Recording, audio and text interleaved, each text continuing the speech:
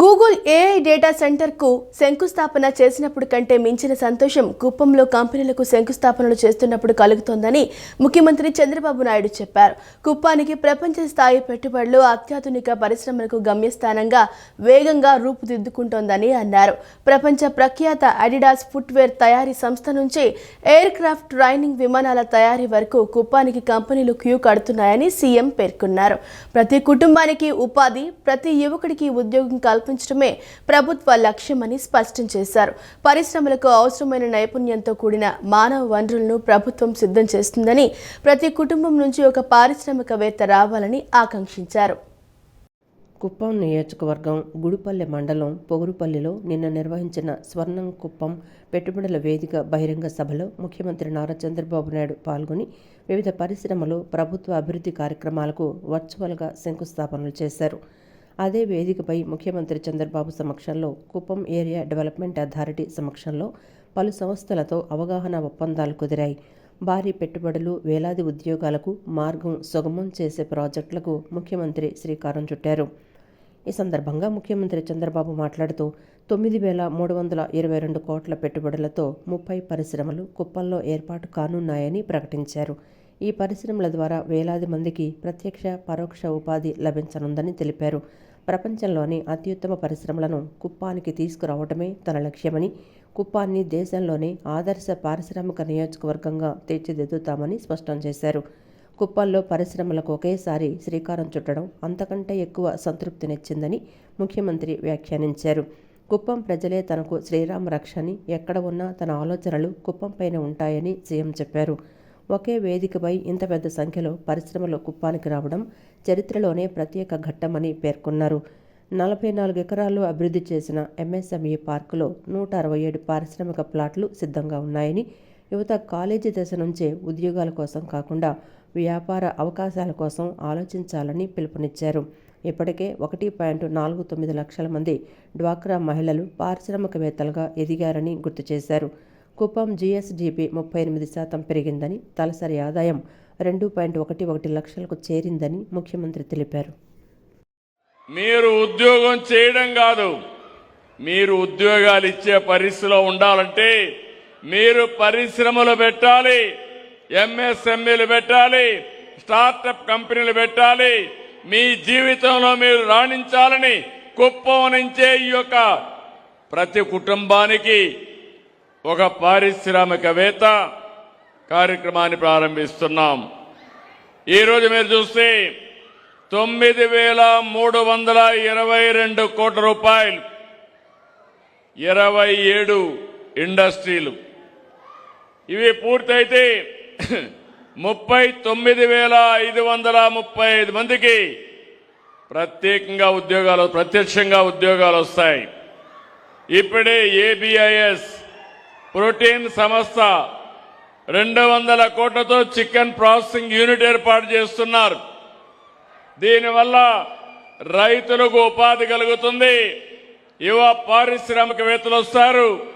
దానివల్ల మీకు ఇది బిగినింగ్ అవుతుంది. భవిష్యత్తులో మీరు ముందుకు పోయే పరిస్థితి వస్తుంది. 1,400 మందికి ఉపాధితో పాటు ఫీడ్ కానీ అనుబంధ రంగాల్లో అనూహ్యమైన అవకాశాలు వస్తాయి. ఇప్పుడే నేను ఇక్కడ 44 ఎకరాలు ఎంఎస్ఎంఈ పార్క్ ప్రారంభించాను. 167 మందికి అవకాశాలు వస్తాయి. ఇక్కడే యువతను కోరుతున్నాం, మీరు కాలేజీలు చదివేటప్పుడే ఆలోచించాలి. ఏం చేస్తారో ఇన్నోవేషన్ రావాలి. ఆ ఇన్నోవేషన్ స్టార్టప్గా తయారు కావాలి. మీరెవరైనా మంచి ఆలోచనతో వస్తే దాన్ని సక్సెస్ చేయడానికి ఇక్కడ ఎంఎస్ఎంఈ పార్క్ ఉందని చెప్పి కూడా నేను మీకు తెలియజేస్తున్నా. ఆంధ్రప్రదేశ్ గవర్నర్ అబ్దుల్ నజీర్తో రాష్ట్ర ఉప ముఖ్యమంత్రి పవన్ కళ్యాణ్ నిన్న సాయంత్రం భేటీ అయ్యారు. విజయవాడలోని లోక్ భవన్లో ఈ సమావేశం జరిగింది. అనేక అంశాలపై అభిప్రాయాలు పంచుకునేందుకు గవర్నర్ను కలిశాను అని పవన్ కళ్యాణ్ తెలిపారు. ఈ సమావేశం ఆహ్లాదకర వాతావరణంలో ఫలవంతంగా జరిగిందన్నారు. ఆయన నుంచి విలువైన మార్గదర్శనం లభించిందని పవన్ కళ్యాణ్ ఎక్స్ వేదికగా స్పందించారు. రాష్ట్రంలో క్రీడాభివృద్ధి కోసం జేఎస్డబ్ల్యూ సంస్థ సహకారంతో world class centre of excellence ఏర్పాటు చేయనున్నట్టు విద్యా ఐటీ శాఖల మంత్రి లోకేష్ తెలిపారు. క్రీడాకారులకు అత్యుత్తమ శిక్షణ ఇచ్చేందుకు ప్రపంచ స్థాయి కోచ్లను రాష్ట్రానికి తీసుకొస్తామన్నారు. అత్యుత్తమ క్రీడా మౌలిక సదుపాయాల కల్పనకు జేఎస్డబ్ల్యూ సంస్థ అంగీకారం తెలిపిందన్నారు. స్పోర్ట్స్ ట్రైనింగ్ అండ్ ఎడ్యుకేషన్పై ప్రత్యేక దృష్టి సారిస్తున్నామని లోకేష్ అన్నారు. కామన్వెల్త్ ఆసియా క్రీడల్లో పాల్గొనున్న పలువురు క్రీడాకారులకు ఉండవల్లి నివాసంలో విద్యా ఐటీ శాఖల మంత్రి లోకేష్ నిన్న రాత్రి ఆయన ఆత్మీయ విందిచ్చారు. అంతర్జాతీయ క్రీడల్లో రాణిస్తూ రాష్ట్రానికి మంచి పేరు తీసుకురావాలని ఆకాంక్షించారు. ఈ ఏడాది ఏషియన్, కామన్వెల్త్, పారా కామన్వెల్త్ క్రీడలకు ఎంపికైన 18 మంది అథ్లెట్ల శిక్షణ కోసం ప్రభుత్వం 2.23 కోట్లు విడుదల చేసిందన్నారు. క్రీడాకారుల అవసరాన్ని బట్టి మరింత సాయం అందించడానికి ప్రభుత్వం సిద్ధంగా ఉందని లోకేష్ భరోసా ఇచ్చారు. ఈ సందర్భంగా పలువురు క్రీడాకారులు మాట్లాడుతూ వైఎస్ఆర్ కాంగ్రెస్ పార్టీ ప్రభుత్వం మంచి కోచ్లను తొలగించిందని తెలిపారు. గతంలో గుంటూరులో విదేశీ కోచ్లతో సెంటర్ ఆఫ్ ఎక్సలెన్స్ చంద్రబాబు ఏర్పాటు చేశారని గుర్తు చేశారు. దీనిపై స్పందించిన లోకేష్ పాలకులు మారినా పాలసీలు మారకూడదన్నారు. క్రీడాకారులకు అత్యుత్తమ శిక్షణ ఇచ్చేందుకు ప్రపంచ స్థాయి కోచ్లను రాష్ట్రానికి తీసుకొస్తామన్నారు. అత్యుత్తమ క్రీడా మౌలిక సదుపాయాల కల్పనకు జేఎస్డబ్ల్యూ సంస్థ అంగీకారం తెలిపిందన్నారు. స్పోర్ట్స్ ట్రైనింగ్ అండ్ ఎడ్యుకేషన్పై ప్రత్యేక దృష్టి సారిస్తున్నామని లోకేష్ అన్నారు. రాష్ట్రంలో లిఫ్ట్ ఇరిగేషన్ వ్యవస్థకు పూర్వ వైభవం తీసుకువచ్చి 8.2 లక్షల ఎకరాలకు శాశ్వత సాగునీటి భద్రత కల్పించడమే కూటమి ప్రభుత్వ లక్ష్యమని రాష్ట్ర జలవనరుల శాఖ మంత్రి నిమ్మల రామానాయుడు చెప్పారు. రాష్ట్రంలో 1023 లిఫ్ట్ స్కీములు ఉంటే కేవలం 166 మాత్రమే పనిచేస్తున్నాయని మంత్రి చెప్పారు. 2021 నుండి వేదాద్రి కంచెల లిఫ్ట్ స్కీమ్ పనిచేయకపోవటానికి వైసీపీ ప్రభుత్వ నిర్వాహకమే కారణమని ఆయన అన్నారు. 15 కోట్లతో చేపడుతున్న ప్రస్తుత పునరుద్ధరణ పనులు పూర్తయితే జగ్గేపేట, నందిగామ నియోజకవర్గాల్లో 17,366 ఎకరాల ఆయకట్టుకు నీరు అందించగలదన్నారు. రాజధాని విషయంలో జగన్ మావిగన్ అంటూ మతలేని మాటలు మాట్లాడుతున్నారని, పూటకో మాట పేటకో మాట అనచందంగా ఉంది ఆయన తీరు అని అన్నారు. ఎన్టీఆర్ జిల్లా జగ్గేపేట నియోజకవర్గంలో జలవనరుల శాఖ మంత్రి నిమ్మల రామానాయుడు నిన్న పర్యటించారు. 15 కోట్లతో అక్కడ వేదాద్రి కంచెల ఎత్తిపోతల పథకం పునరుద్ధరణ పనులను ఆయన ప్రారంభించారు. ముఖ్యమంత్రి చంద్రబాబు ఆదేశాల మేరకు లిఫ్ట్ ఇరిగేషన్ స్కీమ్ల రిపేర్లు 10 సంవత్సరాల పాటు నిర్వహణ పనుల కోసం 4,500 కోట్లతో టెండర్లు పిలుస్తున్నట్లు రామానాయుడు చెప్పారు. వైసీపీ పాలనలో ఇరిగేషన్ రంగానికి 18,000 కోట్లు అప్పు పెట్టి వెళ్లిపోయాడన్నారు. పోలవరం డయాఫ్రమ్ వాల్, అన్నమయ్య తదితర ప్రాజెక్టుల విధ్వంసానికి జగన్ కారకుడయ్యాడని అన్నారు. నిర్వహణ పనుల కోసం 5 ఏళ్లలో వైసీపీ 200 కోట్లు కేటాయిస్తే కూటమి ప్రభుత్వ హయాంలో 2 ఏళ్లలోనే 1,200 కోట్లు ఖర్చు చేసినట్లు రామానాయుడు చెప్పారు. ఈరోజు మనం చూస్తూ ఉన్నాం, ధ్వంసమైపోయినటువంటి డయాఫ్రమ్ వాల్ని 20 నెలల్లోనే మళ్ళీ కొత్త డయాఫ్రమ్ వాల్ని పూర్తి చేయడం కానీ, మెయిన్ డ్యామ్ ఈసీఆర్ఎఫ్ డ్యాము ఈ రోజుకి 33% పనులు మెయిన్ డ్యామ్ పనులు పూర్తవడం కానీ, అదేవిధంగా పోలవరం ప్రాజెక్టు నుంచి రేపటి భవిష్యత్తులో అటు రైట్ లెఫ్ట్ మెయిన్ కెనాల్స్ అనుసంధానం చేసేటువంటి టన్నల్స్ కనెక్టివిటీని కూడా పూర్తి చేయడం కానీ, వీటన్నిటికీ మించి విలువైనటువంటి భూములు ఇచ్చినటువంటి నిర్వాసితులకు సైతం 2,250 కోట్ల రూపాయలు ఈ 20 నెలల్లోనే ఆ నిర్వాసితులకు అందించడం, వీటన్నిటితో పాటుగా చంద్రబాబు నాయుడు గారు మాకు స్పష్టంగా రేపు 2027 పోలవరం పూర్తి చేసే లోపుగా ఆ యొక్క పోలవరం ప్రాజెక్టుని ఒక టూరిజం హబ్గా మలచాలని ముఖ్యమంత్రి గారు ఇచ్చినటువంటి ఆదేశాల ప్రకారమే ఈరోజు మా irrigation adviser ENC Polavaram project యొక్క ముఖ్య అధికారులు, ముఖ్యంగా ఆర్కిటెక్చర్ ఏజెన్సీ జపాన్ నిప్పాన్ పోయే వారి యొక్క కంపెనీ ఏజెన్సీ ప్రతినిధులతోటి సుదీర్ఘంగా చర్చించి ఆంధ్రప్రదేశ్ ఉప ముఖ్యమంత్రి పవన్ కళ్యాణ్ మంగళగిరి క్యాంప్ కార్యాలయంలో ఈగల్ విభాగం chief cyber crime IG Ake Ravikrishna నిన్న మర్యాదపూర్వకంగా కలిశారు. ఈగల్ విభాగానికి సంబంధించిన వార్షిక నివేదికను ఆకే రవికృష్ణ ఉప ముఖ్యమంత్రి పవన్ కళ్యాణ్కి అందజేశారు. రాష్ట్రంలో గంజాయి డ్రగ్స్ నివారణకు ఈగల్ విభాగం తీసుకుంటున్న చర్యలు, సాధించిన ఫలితాలను ఈ నివేదికలో వివరించారు. సోషల్ మీడియా వేధింపులు, ట్రోలింగ్ అంశాలతో పాటు మహిళలను టార్గెట్ చేస్తూ సోషల్ మీడియాలో అసభ్యకర పోస్టులు పెట్టే వారిపై సైబర్ క్రైమ్ విభాగం ద్వారా తీసుకుంటున్న కఠిన చర్యలను ఉప ముఖ్యమంత్రికి వివరించారు. ముఖ్యమంత్రి నారా చంద్రబాబు నాయుడు చేతుల మీదుగా కడపలో గ్రీన్ స్టీల్ ప్లాంట్ నిర్మాణ పనులు ప్రారంభం కావడం రాష్ట్ర పారిశ్రామిక అభివృద్ధిలో కీలక ఘట్టమని ఇంధన శాఖ మంత్రి గొట్టిపాటి రవికుమార్ పేర్కొన్నారు. దేశంలో గ్రీన్ ఎనర్జీ ఆధారంగా నిర్మితమవుతున్న తొలి ఉక్కు కర్మాగారం ఇదేనని తెలిపారు. 2000 కోట్ల పెట్టుబడితో 400 మెగావాట్ల సామర్థ్యంతో ఈ ప్రాజెక్టును ఏర్పాటు చేస్తున్నట్లు మంత్రి వెల్లడించారు. ప్లాంట్ ఏర్పాటుతో ప్రత్యక్షంగా పరోక్షంగా 1000 మందికి ఉద్యోగ ఉపాధి అవకాశాలు లభిస్తాయని చెప్పారు. పునరుత్పాదక ఇంధన రంగంలో దేశానికి ఆదర్శంగా ఆంధ్రప్రదేశ్ను తీర్చిదిద్దే దిశగా ప్రభుత్వం అడుగులు వేస్తోందని మంత్రి గొట్టిపాటి రవికుమార్ పేర్కొన్నారు. దేశవ్యాప్తంగా 500 గిగావాట్ల పునరుత్పాదక ఇంధన ఉత్పత్తి లక్ష్యాన్ని కేంద్ర ప్రభుత్వం నిర్దేశించగా రాష్ట్ర ప్రభుత్వం 160 గిగావాట్ల గ్రీన్ ఎనర్జీ సామర్థ్యాన్ని అభివృద్ధి చేయాలని లక్ష్యంగా పెట్టుకుని పనిచేస్తోందని వివరించారు. Solar, wind, battery energy storage systems, pumped storage ప్రాజెక్టులు, గ్రీన్ హైడ్రోజన్, కంప్రెస్డ్ బయోగ్యాస్ రంగాలకు ప్రభుత్వం ప్రాధాన్యత ఇస్తోందన్నారు. ఈ రంగాల్లో పెట్టుబడులను ఆకర్షించేందుకు అనుకూల విధానాలు అమలు చేస్తున్నట్లు తెలిపారు. ముఖ్యమంత్రి చంద్రబాబు నాయుడు నాయకత్వంపై విశ్వాసంతోనే పారిశ్రామికవేత్తలు రాష్ట్రంలో పెట్టుబడులు పెట్టేందుకు ముందుకొస్తున్నారని మంత్రి పేర్కొన్నారు. యువతకు పెద్ద ఎత్తున ఉద్యోగ ఉపాధి అవకాశాలు కల్పించడమే కూటమి ప్రభుత్వ ప్రధాన లక్ష్యమని స్పష్టం చేశారు. ప్రభుత్వ ఆసుపత్రులకు సరఫరా చేసే మందుల కొనుగోలు, పంపిణీ వ్యవస్థను పూర్తిగా ప్రక్షాళన చేయాలని, రోగులకు వాటి లభ్యతలో ఎలాంటి ఇబ్బందులు లేకుండా చూడాలని వైద్య ఆరోగ్య శాఖ మంత్రి సత్యకుమార్ యాదవ్ ఆదేశించారు. డిఎంఈ డాక్టర్ విష్ణువర్ధన్ నేతృత్వంలో ప్రజారోగ్య శాఖ డైరెక్టర్, సెకండరీ హెల్త్లోని సీనియర్ అధికారి, ఏపీఎంఎస్ ఐడీసీలో డ్రగ్స్ విభాగం అధికారి, ఆసుపత్రుల సూపరింటెండెంట్లు, ఫార్మసిస్టులతో కమిటీని ఏర్పాటు చేయాలని సూచించారు. రాష్ట్ర సచివాలయంలో నిన్న సాయంత్రం వైద్య ఆరోగ్య శాఖ ముఖ్య కార్యదర్శి సురేష్ కుమార్, ఇన్ఛార్జ్ కమిషనర్ చక్రధర్రావు, ఆయుష్ డైరెక్టర్ రోణంకి గోపాలకృష్ణ తదితరులతో మంత్రి సత్యకుమార్ యాదవ్ సమీక్షించారు. మందుల సరఫరా వ్యవస్థలో తమిళనాడులో అనుసరిస్తున్న ఉత్తమ విధానాలపై కమిటీ అధ్యయనం చేసి 2 వారాల్లోగా నివేదిక ఇవ్వాలని ఆదేశించారు. పరికరాల కోసం ఏపీ ఎంఎస్ఐడిసికి వచ్చే ఇండెంట్ల విధానంలోనూ మార్పులు రావాలని సూచించారు. కేంద్ర మంత్రి జేపీ నడ్డా త్వరలో ప్రారంభించనున్న క్రిటికల్ కేర్ బ్లాకుల నిర్మాణాల పురోగతిపై మంత్రి చర్చించారు. పాడేరు, పిడుగురాళ్ల, మచిలీపట్నం ప్రభుత్వ వైద్య కళాశాలలతో పాటు 11 పూర్వ వైద్య కళాశాలల్లో వివిధ నిర్మాణాలు త్వరగా పూర్తి చేయాలని పేర్కొన్నారు. ఆయుష్ డిస్పెన్సరీలు, ఆయుష్మాన్ ఆరోగ్య మందిరాల నిర్మాణం ప్రగతిపై ఆరా తీశారు. తిరుపతి, విశాఖలో 45 కోట్లతో అత్యాధునిక పరికరాలతో సిద్ధమైన స్టేట్ ఫుడ్ ల్యాబొరేటరీలకు రాబోయే 3 నెలల్లో NABL అక్రిడిటేషన్ తెప్పించేందుకు చర్యలు తీసుకోవాలని అధికారులను మంత్రి ఆదేశించారు. గ్రామాల్లో మౌలిక వస్తువుల కల్పనతో పాటు యువతకు ఉపాధి, ఉద్యోగ అవకాశాలు కల్పించడమే తన ప్రధాన లక్ష్యమని ఏపీ ప్రభుత్వ విప్ గన్నవరం ఎమ్మెల్యే యార్లగడ్డ వెంకటరావు అన్నారు. గ్రామాల్లో తాగునీరు, డ్రైనేజీలు, రహదారులు తదితర మౌలిక సదుపాయాల అభివృద్ధికి ప్రభుత్వ ప్రాధాన్యత ఇస్తోందని స్పష్టం చేశారు. పోలవరం కెనాల్ను ఏలూరు కాలువతో అనుసంధానించే పనులకు రాష్ట్ర ప్రభుత్వం 38 కోట్లకు పైగా నిధులు మంజూరు చేయడం రైతులకు ఎంతో ప్రయోజనకరమని అన్నారు. దీనివల్ల 1000 ఎకరాలకు సాగునీటి స్థిరీకరణ లభిస్తుందని తెలిపారు. నిధులు మంజూరు చేసిన ముఖ్యమంత్రి చంద్రబాబు నాయుడికి ప్రత్యేక కృతజ్ఞతలు తెలిపారు. గ్రామాల్లో ఇళ్ల స్థలాలు, సీసీ రోడ్లు, డ్రైనేజీలు తదితర సమస్యలపై ప్రజలు అందించిన అర్జీలను పరిశీలించి దశల వారీగా పరిష్కరిస్తామని హామీ ఇచ్చారు.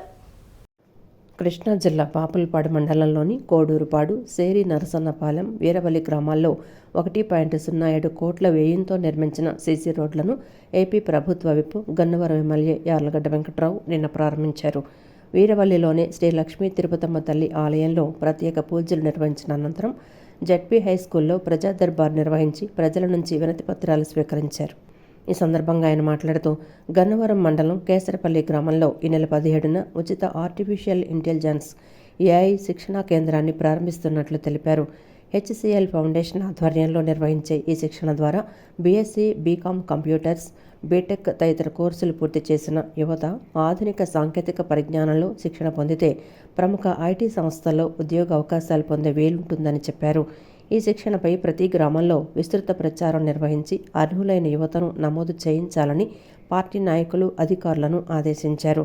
దేశంలో రాబోయే కాలంలో AI, సెమీకండక్టర్ రంగాల్లో అపార అవకాశాలున్నాయని, యువత వాటిని సద్వినియోగం చేసుకోవాలని సూచించారు. 17వ తారీఖున ఓపెన్ చేస్తాం. HCL ప్రతినిధులు వస్తారు. అలాగే నాయకులందరూ కూడా పేరు పేరున రమ్మని కోరుతూ, భారతదేశంలోనే ఏఎంఎల్ ఇప్పుడు ప్రపంచవ్యాప్తంగా ఉన్న హాట్ టెక్నాలజీ. అల్గారిథమ్స్ రాసే వాళ్ళకి మంచి మంచి శాలరీస్ వచ్చే భవిష్యత్తు కనపడే పరిస్థితి వాళ్ళ సమాజంలో ఉంది. మీ పిల్లలకి మంచి ఉద్యోగాలు వస్తే తప్ప మీరు ఎంతసేపు ఏదో ఒకటి అడిగే మీ కుటుంబం ఆర్థికంగా ముందుకెళ్ళాలంటే మీ పిల్లలకు మంచి ఉద్యోగాలు వస్తే తప్ప మిగతా ఏ రకంగానూ సాధ్యమయ్యే పరిస్థితులు కాదు. గతంలో వ్యవసాయం చేస్తే ఒక 5 ఏళ్ళు 10 ఏళ్ళు కష్టపడి పని చేస్తే ఒక ఎకరం పొలం కొనే పరిస్థితులు ఉండేవి. మారిన కాలంలో అవన్నీ వ్యవసాయం మీద పొలం కొనే పరిస్థితులు లేవు. వ్యాపారం చేసేవాళ్ళు చాలా తక్కువ పర్సంటేజ్ ఉంటారు, ఉద్యోగం చేసేవాళ్ళు ఎక్కువ ఉంటారు. India greatest country, independent country. ఎవడ కాళ్ళ మీద ఆడు బతుకుతాడు, గొర్రెలు మేపుకున్నవాడు, బర్రెలు మేపుకున్నవాడు, ప్రభుత్వాల మీద ఆధారపడకుండా. కానీ ప్రపంచంలో ఏ దేశంలో అయినా కార్పొరేట్ కూలీలే, ఈవెన్ అభివృద్ధి చెందిన పాశ్చాత్య దేశాల్లో కూడా. అలాంటి ఈ దేశంలో ఇండియాలో సాఫ్ట్వేర్ జాబులు చాలా పెరగబోతున్నాయి. బోల్డ్ అని జీసీసీలు వస్తున్నాయి. రాబోయే కాలంలో ఐటీకి ఇండియాలో ఉజ్వల భవిష్యత్తు ఉంటుంది. బీకామ్ కంప్యూటర్స్ కానీ, బీఎస్సీ కంప్యూటర్స్ కానీ, బీటెక్ కానీ చదువుకున్న వాళ్ళకి, కంప్యూటర్ సైన్స్ చదువుకున్న వాళ్ళకి ఆ ఏఏ ట్రైనింగ్ తీసుకుంటే డెఫినెట్గా వాళ్ళకు 40 ఫస్ట్లో 20 లక్షలు 30 లక్షలు వచ్చినా అతి త్వరలో 70-80 లక్షలు, కోటి రూపాయల జీతాలు వచ్చిన ఆశ్చర్యపోకర్లా. పలు ప్రాంతాల్లో దొంగ నోట్లు చలామణి చేసిన ముఠా మొత్తాన్ని ఇబ్రహీంపట్నం పోలీసులు అరెస్టు చేశారు. 2 రోజుల కిందట వీరిలో 2 అదుపులోకి తీసుకున్న పోలీసులు మరో 2 నిన్న అరెస్టు చేసి వారి వద్ద నుంచి ముద్రణకు సంబంధించిన యంత్రాలను స్వాధీనం చేసుకున్నారు. దొంగ నోట్లు చలామణిలో ఉన్న నిందితులపై మరో 3 కేసులు వివిధ స్టేషన్లలో ఉన్నట్లు గుర్తించామని వెస్ట్ డీజీపీ రామకృష్ణ తెలిపారు. మరో నిందితుడు రాజును కూడా త్వరలో పట్టుకుంటామని చెప్పారు. ఎన్టీఆర్ జిల్లా ఇబ్రహీంపట్నం పోలీస్ స్టేషన్లో వెస్ట్ డీసీపీ రామకృష్ణ నిన్న విలేకరుల సమావేశం నిర్వహించి దొంగ నోట్ల ముఠా వివరాలను వెల్లడించారు. నిందితులకు బెంగళూరు జైల్లో ఉన్నప్పుడు పరిచయాలు ఏర్పడ్డాయి. ఆ సమయంలో అనంతపురానికి చెందిన పుల్లాల రేవు రాజా, పి భాస్కర్, ఇబ్రహీంపట్నానికి చెందిన గుంజా మంగారావులు దొంగ నోట్ల గురించి ప్రస్తావించుకున్నారు. జైలు నుంచి వచ్చిన తర్వాత మంగారావు ఇబ్రహీంపట్నంలో తనకు తెలిసిన పవన్ కుమార్, రాజులకు నోట్ల మార్పిడి విషయం తెలిపాడు. అప్పటి నుంచి రాజా అనంతపురం నుంచి దొంగ నోట్లు పంపిస్తూ ఉండగా ఇబ్రహీంపట్నంలో ఉన్న 3 వాటిని విజయవాడ, ఇబ్రహీంపట్నం తదితర ప్రాంతాల్లో చలామణి చేస్తున్నారు. ఈ విషయం తెలుసుకున్న పోలీసులు పలుచోట్ల నిఘా ఏర్పాటు చేశారు. ఈ క్రమంలోనే సస్పెక్ట్ షీట్ కలిగిన మంగారావు, పవన్ కుమార్పై అనుమానం వచ్చి వారి కదలికలపై నిఘా ఉంచారు. గత మంగళవారం స్థానిక రామానగర్ వద్ద వీరిని అరెస్టు చేశారు. నిందితులిద్దరిని విచారణ చేపట్టగా వారి సమాచారం మేరకు అనంతపురం వెళ్లి అక్కడి ఆదర్శ నగర్లో దొంగ నోట్లు ముద్రిస్తున్న పుల్లాల రేవు రాజా, భాస్కర్లను గుర్తించారు. వెంటనే వారిని అక్కడున్న ప్రింటర్, ల్యాప్టాప్, సెల్ ఫోన్లు, నగదు స్వాధీనం చేసుకున్నారు. దొంగ నోట్లు చెలామణిలో ఉన్న నిందితులపై మరో 3 కేసులు వివిధ స్టేషన్లలో ఉన్నట్లు గుర్తించామని డీసీపీ తెలిపారు. పుల్లాల రేవు రాజా, తర్వాత అలాగే హిందూపూర్లో వదిలి భాస్కర్ వీళ్ళు పట్టుకోవడం జరిగింది. ఈ పుల్లాల రేవు రాజాని అరెస్ట్ చేసిన తర్వాత మన హిందూపూర్లో వదిలి రాజాని పట్టుకుని వాళ్ళ ఇంట్లో ఉన్న ఈ కెనాన్ కంపెనీకి చెందిన బ్లాక్ కలర్ ప్రింటరు, కెనాన్ కంపెనీకి చెందిన వైట్ కలర్ ప్రింటరు, డెల్ కంపెనీకి చెందిన ల్యాప్టాప్, ఎప్సాన్ కంపెనీకి చెందిన స్కానరు, తర్వాత లామినేటరు, తర్వాత సెల్ ఫోన్లు మరియు నకిలీ 100-500 రూపాయలు నోట్లని సీజ్ చేయడం జరిగింది. ఈరోజు వారిని కోర్టుకి పంపిస్తున్నాం. ఈ కేసులో రాజు అనే ఒక ముద్దాయి మన ఇబ్రహీంపట్నం అతను పట్టుకోవచ్చు. దేశంలో ఎక్కడా లేని విధంగా మన రాష్ట్రంలో ప్రజల సౌకర్యార్థం రైతు బజార్ల ఏర్పాటు జరిగిందని, దాన్ని వినియోగదారులు పూర్తి స్థాయిలో సద్వినియోగపరచుకోవాలని రాష్ట్ర మార్కెటింగ్ శాఖ సీఈఓ మాధవీలత అన్నారు. తూకం, నాణ్యతలో తేడాలు కనిపిస్తే ఖచ్చితంగా చర్యలుంటాయన్నారు. రైతులు సైతం పూర్తి స్థాయిలో ప్రయోజనం పొందాలని పేర్కొన్నారు. కృష్ణా జిల్లా ఒయ్యూరు రైతు బజార్ను మార్కెటింగ్ శాఖ ఉన్నతాధికారులతో రాష్ట్ర మార్కెటింగ్ శాఖ సీఈఓ మాధవీలత నిన్న పరిశీలించారు. ఈ సందర్భంగా ఆమె మాట్లాడుతూ రైతు బజార్లో నాణ్యమైన కూరగాయలను ఉంచాలని, తూకంలో తేడాలు, అమ్మకందారుల వ్యవహార శైలి అమర్యాదకరంగా ఉందని పలువురు ఆమె దృష్టికి తీసుకొచ్చారు. ఈ విషయంలో నిశిత పరిశీలన చేసి తగిన చర్యలు తీసుకోవాలని, అలాంటి వారిని గుర్తించి రైతు బజార్ నుంచి తొలగించాలని చెప్పారు. రైతు బజార్ను మరింత అభివృద్ధి చేసే ఆలోచన చేస్తామని, సిమెంట్ ఫ్లోరింగ్, మరిన్ని షెడ్ల నిర్మాణం, ఇతరేతర అవసరమైన సౌకర్యాలు, సదుపాయాల్ని మెరుగుపరుస్తామన్నారు. తూకం, నాణ్యతలో తేడాలు కనిపిస్తే ఖచ్చితంగా చర్యలుంటాయన్నారు. రైతులు సైతం పూర్తి స్థాయిలో ప్రయోజనం పొందాలని పేర్కొన్నారు. ఈ దేశంలో కూడా ఎక్కడ లేని విధంగా ఇక్కడ మన రాష్ట్రంలో ఉన్నాయి. ముఖ్యంగా ఈ రైతు బజార్లలో రైతులు దళారులతో మోసపోకుండా వాళ్ళే వచ్చి డైరెక్ట్గా వాళ్ళు పండించిన పంటను అమ్ముకోవడానికి అన్ని సౌకర్యాలు కల్పించడం జరుగుతూ ఉంది.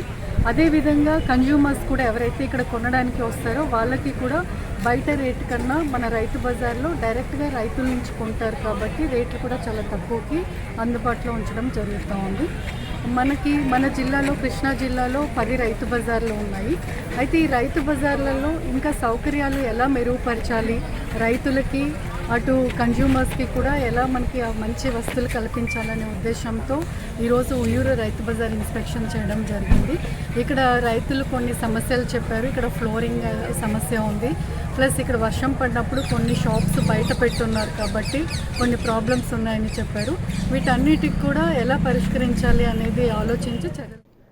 ఆమెతో పాటు S Srinivasarao, DD Paparao, DIE Prasad, executive engineer Seshagiri, AD Nityanandam, estate అధికారి శ్రీకాంత్, ఉయ్యూరు ఏఎంసీ కార్యదర్శి మంగమ్మ తదితరులు పాల్గొన్నారు.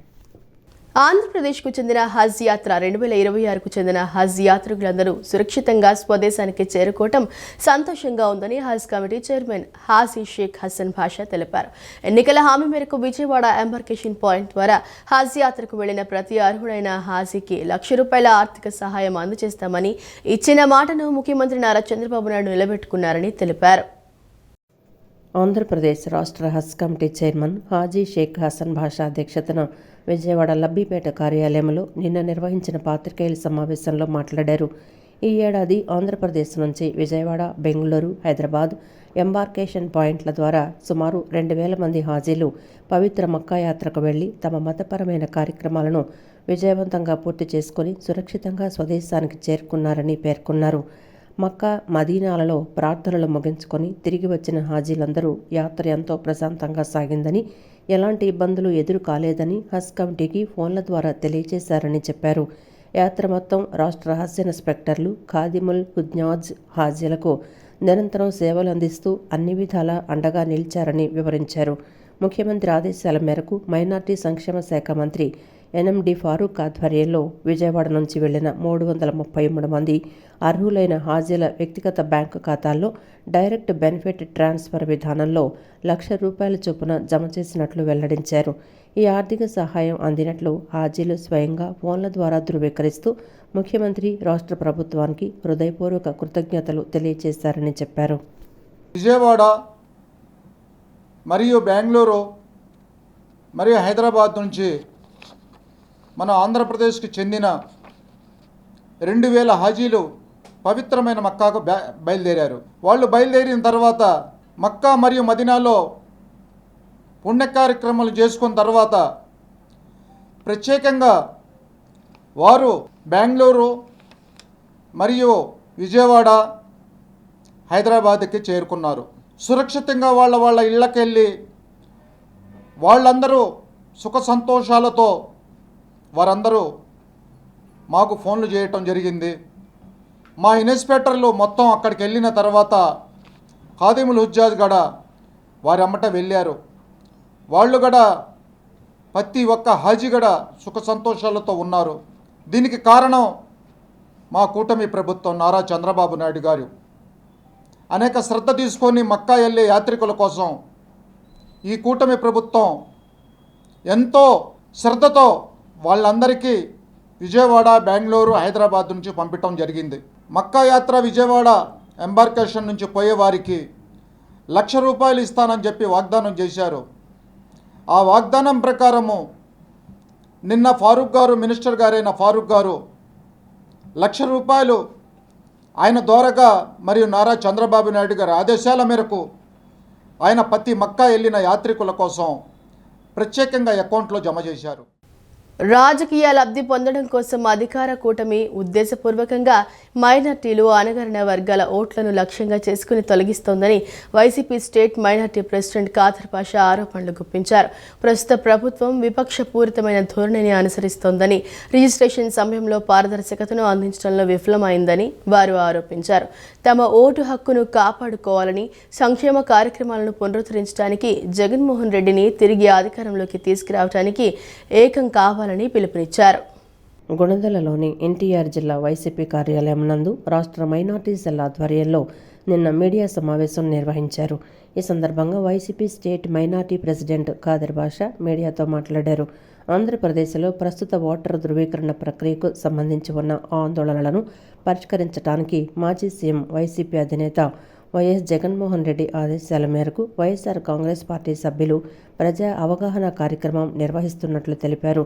రాజకీయ లబ్ధి పొందడం కోసం అధికార కూటమి ఉద్దేశపూర్వకంగా మైనార్టీలు, అణగారిన వర్గాల ఓట్లను లక్ష్యంగా చేసుకుని తొలగిస్తోందని ఆరోపించారు. మైనార్టీ సాధికారత పట్ల వైఎస్ఆర్సీపీ నాయకత్వం కట్టుబడి ఉందని, గతంలో వైఎస్ రాజశేఖర రెడ్డి మైనార్టీలకు చేసిన సంక్షేమ అభివృద్ధిని గుర్తు చేశారు. ముఖ్యంగా 4% రిజర్వేషన్ను అందరూ గుర్తుంచుకోవాలన్నారు. ప్రస్తుత ప్రభుత్వం వివక్షాపూరితమైన కేంద్ర ఎజెండాను అనుసరిస్తోందని, రిజిస్ట్రేషన్ సమయంలో పారదర్శకతను అందించడంలో విఫలమవుతోందని వారు ఆరోపించారు. 2002లో అంట ఎన్రోల్మెంట్ కావాలంట. అది కాకపోతే మేము ఆధార్ కార్డు చూడము, పాస్పోర్ట్ చూడము, రేషన్ కార్డు చూడము, ఏది చూడము, ఓన్లీ 2002 చూస్తామని చెప్పి గిట్టికి చెప్పి మొత్తం అవేర్నెస్ తేవడానికి. అంతే మన మైనార్టీ సోదరులు ఏముందంటే, సరే పోతే పోన్లే ఓటే కదా, మాకు ఇవన్నీ ఉన్నాయి కదా, మెయిన్ మనకి రేషన్ కార్డు ఉంది కదా అని కొంతమంది మైనార్టీ పేదలు ఆలోచించవచ్చు. కాబట్టి అటువంటి వారికి మేము అవేర్నెస్ తీసుకొస్తున్నాం స్టేట్ వైడ్గా. ఏమంటే చూడు, మీరు కనుక ఓటు హక్కు మన జన్మ హక్కు, మీరు కనుక ఓటు హక్కు పోతే ఫ్యూచర్లో మీకు అన్నీ ఏదొచ్చే మీకు వచ్చే అంటే ప్రభుత్వ పథకాలు కానీ, అసలు మీకు ఎన్ఆర్సీ ఎన్పిఆర్లో కూడా ఈ ఎస్ఏఆర్ని చేర్చే ఒక మన ప్రక్రియ కూడా, ఒక దుర్బుద్ధి కూడా జరుగుతోందని కూటమి ప్రభుత్వంలో నేను గట్టిగా చెప్తున్నాను. మాజీ సీఎం జగన్ తన రాజకీయ ప్రయోజనాల కోసం శవరాజకీయాలు చేస్తున్నారని టీడీపీ నాయకులు మాదిగాని గురునాథం, వల్లభనేని నరసింహ చౌదరి, ఎంఆర్పీఎస్ నేత ఆకుమర్తి చిన్న మాదిగా మండిపడ్డారు. గురునానక్ కాలనీలోని ఎన్టీఆర్ భవన్లో నిన్న నిర్వహించిన మీడియా సమావేశంలో వారు మాట్లాడుతూ, జగన్ మీడియా సమావేశాలు ప్రజల సమస్యలపై కాకుండా రాజకీయ మనుగడ కోసం చేస్తున్నట్లు కనిపిస్తుందన్నారు. దళితుల హక్కులు, చట్టం, న్యాయం గురించి మాట్లాడుతున్న జగన్ మొదట తన పాలనలో జరిగిన దళిత గిరిజనులపై జరిగిన ఘటనలకు సమాధానం చెప్పాలని డిమాండ్ చేశారు. నీ యొక్క దాంట్లో దళితులకి న్యాయం ఎక్కడ జరిగింది? ఎస్టీలకి ఎక్కడ జరిగింది? ఒక్క కర్నూలులో ఆ అమ్మాయి, లంబాడా అమ్మాయి పేరేంటండి? సుగాలి ప్రీతి చనిపోతే, రేప్ చేయబడితే ఆమెకి సిబిఐ చేపిస్తానని చెప్పి అదేసి ఇదేసి నమ్మించి వాళ్ళ ఇంటికి వెళ్ళి ఎప్పుడన్నా పలకరించావా? నువ్వు పలకరించావా? అంగడి జ్యోతి అని తాడేపల్లిలో ఒక ఇంజనీర్ అమ్మాయి, ఒక ఎస్టీ అమ్మాయి చనిపోతే తాడేపల్లిలో నీ ఇంటికి కొత్తవేటు దూరంలో ఉంటే 2018లో నువ్వు వెళ్ళి పలకరించావా? నేను వెళ్ళి ఉద్యమం చేసి ఆ రోజున తెలుగుదేశం పార్టీలో వాళ్ళకి రాయితీలు ఇప్పించి ఉద్యోగాలు ఇప్పించాం. చెప్పు, నువ్వు ప్రతిపక్ష నాయకుడిగా ఉండి ఏమన్నా చేయగలిగావా? నువ్వు చేయలేదే. ఇట్ట రాష్ట్రంలో దాష్టికాలు సృష్టిస్తూ కోడికత్తి లేకపోతే గులకరాయి వీళ్ళందరినీ మానవీయ కోణంతో ఉంటానన్నావు, పలకరిస్తానన్నావు, శవ రాజకీయాలు చేస్తా ఉన్నావు. ఇవన్నీ కట్టిపెట్టు మిస్టర్. నువ్వు కాఫీ కబుర్లు చెప్పొద్దు. పిట్టల దొరలాగా వచ్చి నేనేదో చేస్తానని అదని ఇదని ఆ గన్నని ఈ గన్నని తీసుకొని రావద్దు. నీ గన్ను నీకే పేలుద్ది. ముద్దాయిలకి కేర్ ఆఫ్ అడ్రస్, ముద్దాయిలకి అధినేత లీడర్ ఎవరైతే ఉన్నారో జగన్మోహన్ రెడ్డి గారు అని చెప్పి సూటిగా ప్రశ్నిస్తూ ఉన్నాను. ఎందుకంటున్నానంటే, ఒక పక్క మీరు చూస్తూ ఉన్నారు, డోర్ డెలివరీ చేసిన ఎమ్మెల్సీ అనంతబాబుని ఎవరు కాపాడుతున్నారు? నీ పార్టీలోనే ఉన్నాడు కదా, ఇప్పటికే సస్పెండ్ చేయలేదు కదా.